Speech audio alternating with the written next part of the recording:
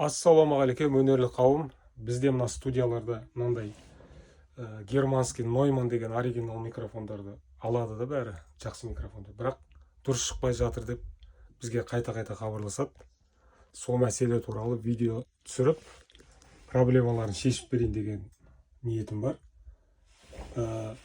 Көбісі мына микрофонды мынандай картаға жалғайды тікелей. Сол кезде тығыз болып түседі. Нойман өзінің толық мүмкіншілігін көрсетпейді. Жарты күшін көрсетеді ғой.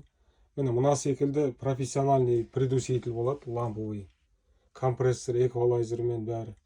Осыдан кейін, осындай жалғағаннан кейін Нойман микрофон өзінің толық мүмкіндігін береді. Қазір мен сөйлеп көрсетейін. 1 2 4 5 6 1 2 5 1 2 5 6 7 8 1 2. Міне таза профессиональный дауыс деген осындай болады. Мына Нойман микрофонның толық мүмкіншілігін ашып тұр. Міне компрессор жұмыс істеп жатыр. 1 2 5 1 2 6.